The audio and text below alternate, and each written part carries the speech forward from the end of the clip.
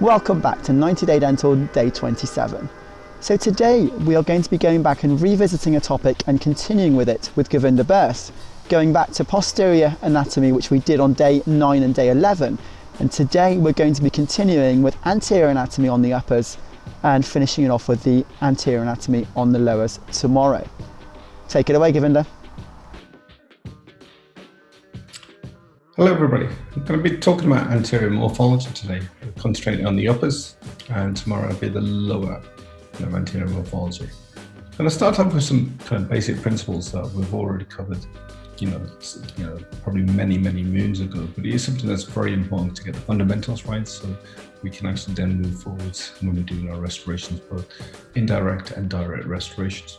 So I'm going to start off with kind of primary anatomy. Okay, and it's something that's very important because, again, if you get a grasp of this, it's kind of simply the outline form of the tooth. So that's bounded by the incisal edge to the gingival margin, but also then the contact point to contact point. Now, again, teeth will have roughly a squarish or rectangular shape, triangular shape, or oval shape. And again, it's quite important to try and look for those, when we're looking at teeth. Kind of within that, we'll have what are called transitional line angles, and this is where the facial plane of the tooth, which is relatively flattish, starts to curve and going in towards the contact point. So if you have a cross section of the tooth, you can see it looks at the moment relatively flattish, and then it actually starts to curve around. If we project lines from the contact points, the actual width of the tooth is the peripheries of these areas, and again within the transitional line angle. So you can see the point where it actually goes quite flat, starts to curve around. This is very important, the areas in between the transitional line angles is where the area of light reflection, it separates the area of light deflection. So you can see on the tooth on the right, the light that's very flat, it's actually quite reflective, quite bright, and either side of the transitional line angles, mesial and distally, it actually gets a little bit darker. Secondary anatomy is the vertical macro morphology that we have on teeth. Again, those are basically the development of grooves, which formulate the development of lobes within teeth. So when you actually cut cross-section and project those areas, the surface of the tooth is quite undulating rather than being very flat. And finally, we have tertiary anatomy. Again, we'll see this on quite young teeth. Okay, as we get older, the horizontal microsection gets worn away, but particularly in young children teeth, we'll see these little fine grooves that project horizontally across the tooth. They're never kind of straight. Okay, they do have a curvature, and they go right the way from pretty much from the incisal edge all the way up to the gingival margin.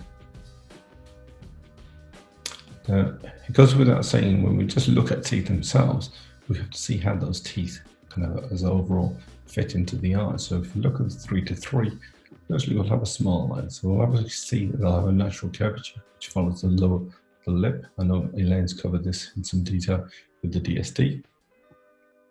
But then as a part of that, we have to look at the contact length between teeth. The two centrals will have quite a large area of contact, and that diminishes as it goes from central to central, central to lateral, and lateral to canine. The point at which the actual contact point starts goes more and more kind of apical, so it's actually quite high up at the midpoint. As we go further posteriorly, it goes more apical. The actual inclination of each tooth, as teeth are not straight, they'll have a tendency to point out an inclination towards kind of mesially. So there's two centrals that have a slight divergence, and then again the laterals and then the canines. Again, the transitional line angles, as we heard you before, on the two centrals, we'll see both of those quite clearly. On the laterals, we'll see more of the mesial than compared to the distal. And on the canines, we'll actually see pretty much only the mesial line angle, again, as the arch wraps around. We'll also see the embrasures enlarging. So between the two centrals, it's quite small. That area will get wider between the central and lateral, and wider still between kind of the lateral and the canine. So we're going to see what influence those line angles have on actual teeth, and what's the purpose of in terms of how we can actually utilize the spacing of those. So if we project the actual width of the tooth, okay, and mark out the transitional line angles, now if those are projected onto the label aspect of the tooth, we can actually mark out the transitional line angles on the tooth. Now you can see straight away on the medial line angle is actually quite straight. It's also very, very close, or relatively close to the mesial contact point, whereas the distal is actually further away from the contact point, but it also has a little curvature, and that's because the distal incisal edge is more curved than the mesial.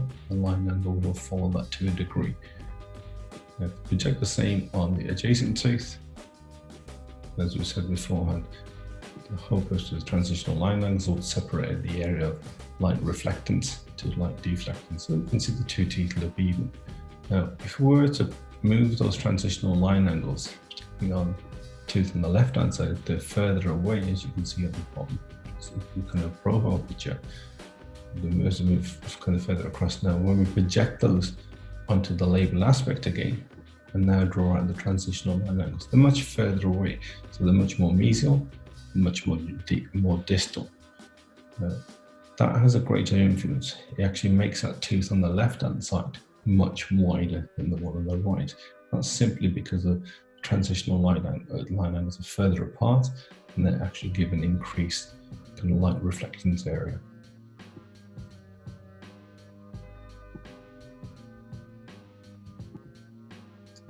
Now, if we separate one of those teeth, and we actually have a look at a sagittal section of the tooth, and we can see how the three planes of the tooth actually affect kind of the actual tooth itself. So if you actually separate those three planes, so we have the kind of the cervical area, the mid, and then with the incisal. We're used to seeing these into the three planes, and again that separates the areas of light reflection and the angulation of what light actually hits and then comes across. And now when that's kind of projected onto the actual tooth itself, you'll see those areas. So the cervical area, cervical kind of transitional area is quite small. Okay, you have the larger midpoint, and the incisal again is quite small. Now the influence of this on the tooth, when we put two adjacent to each other, okay, and on one of those teeth we move those kind of points further apart, so the actual cervical area is actually much smaller, and the incisal is much smaller, we'll see the pattern of light will become much larger on the flatter part of the tooth, okay, and the other parts will diminish. When that's projected onto the surface of the tooth, you can actually see the tooth looks longer, because again, the amount of light that's reflected in it is much greater than the adjacent tooth. So you actually have almost of a stretching or a lengthening of the tooth without the actual tooth getting any longer. So hopefully that's been helpful. If you do want any more information, by all means drop me an email. You can follow us on Instagram, on both on Dr. Gurvinder Bhirth or IndigoDent, or hook us up on kind of the website on indigodent.com. Thank you. Sessions like that are absolute gold dust, and they're very hard to find in the profession normally, so do make the most of them. And a reminder again that day 9 and day 11 were the posterior morphology ones, and today's and tomorrow's, which is day 27 and day 28, are the ones for anterior, so do go back and listen to them when you get the chance.